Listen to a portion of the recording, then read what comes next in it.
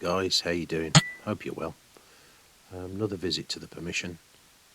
Been sitting overlooking this bank now for a couple of weeks, watching the squirrels running backwards and forwards.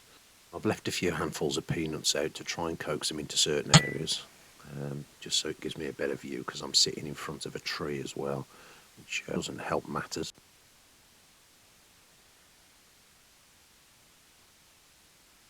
Squirrels do tend to duck behind the trees and scurry about, so it does make them very difficult for shooting. I'm not really a fan of this sort of shooting, as I've mentioned before, but it can be a little bit difficult to get a clean kill all the time.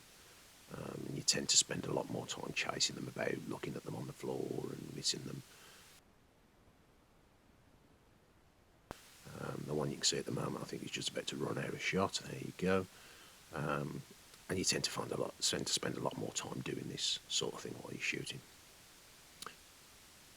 It is a little bit more challenging, can be a little bit more fun, but hey, I'd sooner be shooting them on a feeder if I'm quite honest.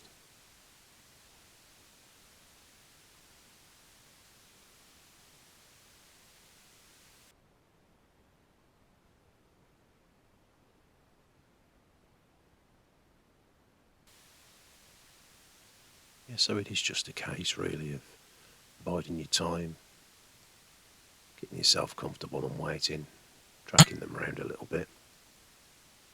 They do offer a shot up. You just have to have a little bit of patience. Take your time, and you will be presented with a decent shot. The other side of it, however, can be the fact that you spend more time frustrated, chasing blindly things about, trying to shoot past things. Stick there in front of me. I've got a barbed wire fence. I've also got the top of a bank that I'm trying to shoot down over the top of, so it makes for frustrating shooting.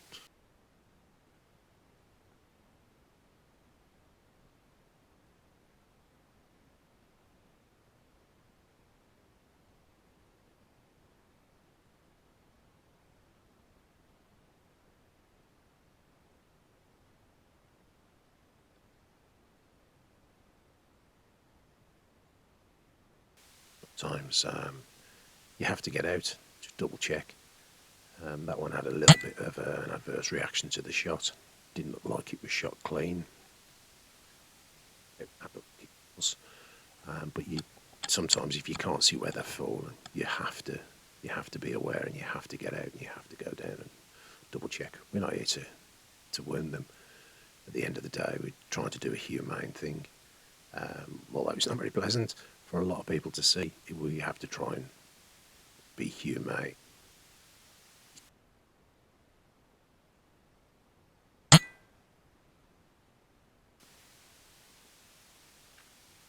Shot of the day, not going to lie, very pleased with that one.